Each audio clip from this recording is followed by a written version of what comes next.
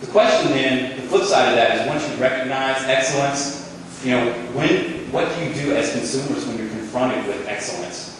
Your audiences, your consumers, your supporters of arts and progressive culture, what do you do with that? Well, first you've got to remember what it looks like. You've got to know what it sounds like. I know because we don't always see excellence as often as we'd like. But then you've got to actively support it in the marketplace. You got to tell people, you got to go to shows, you got to buy T-shirts, you got to go download albums, you got to buy something. In fact, buy 2 copies, one for somebody who really needs to hear whatever this is or see whatever this is. You got to support artists. Because this culture doesn't really support that creative thing. While people are developing and working on it. So it's up to us as audiences to be much more engaged in supporting whatever it is, be it music or books or film, dance, theater.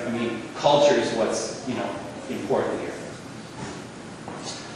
And I say support it in the marketplace because it's really about making sure that the people and companies who are trying to put this out, even if it is just the artists themselves, know that they put their heart and soul and they probably put their own money into putting something out into the world. And how do they then get feedback that, wow, yeah, this is resonating with somebody. Somebody gets what I'm trying to do. You got to buy something.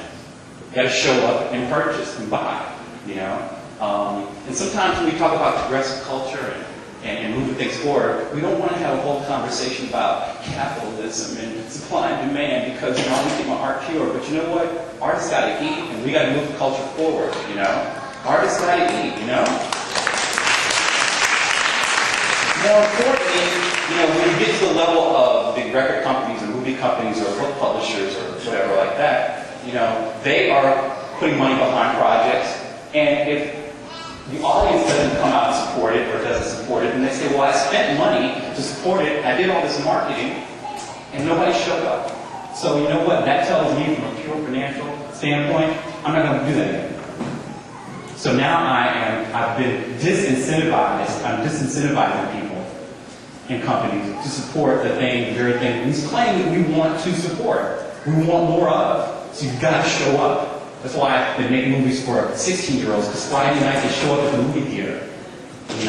So I want all of us to remember what, for those of us who aren't 25 anymore, remember what it was like when you were 25 and you were just going out seeing music and you knew where all the hot bands were and you were so amped about this band or that band and you were telling your friends, and remember what that's like even if you can't get out every month or every week.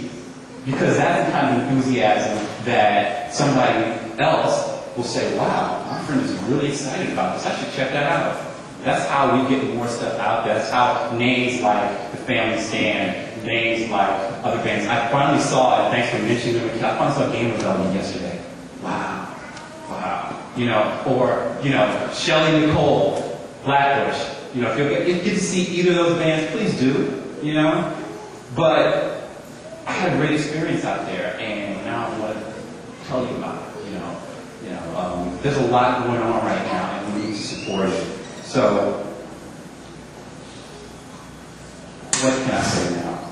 You all have the power to move progressive culture forward. So the thing is, let's figure out where the bar is, and I think we all kind of do know where the bar is. We just don't look at it all the time. So you're going to see some people today. You're going to meet some people that many of you know, but some of you may not. But they're people who stand for excellence and have always stood for excellence, and I'm really proud to have them here.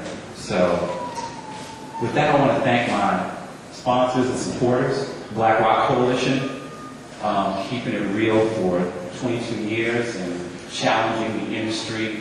I want to thank Black Butterfly Productions. I want to thank Fiona Bloom and the Bloom Effect, who was really kind enough to introduce me to the folks at Musicology to help get the word out. I want to especially thank Cord and Vox for providing some of the equipment today, because that was a huge, huge help. So, talking about excellence, and so one of the people that's going to sort of help us this afternoon and be your host and guide in this discussion of excellence and a whole bunch of other things is Michaela Angela Davis. And many of you know her through her career as an executive fashion editor at Essence. She was the editor-in-chief of Honey magazine. She was the guiding force behind Essence magazine's Take Back the Music initiative. And some of you may know her from her ongoing work to raise the self-esteem of African-American girls and women through the Black Girls Rock Foundation. And somewhere in all of this, she gets time to be a celebrity stylist to artists and cultural icons like Oprah and Beyonce and Prince, only people who won't wear names too.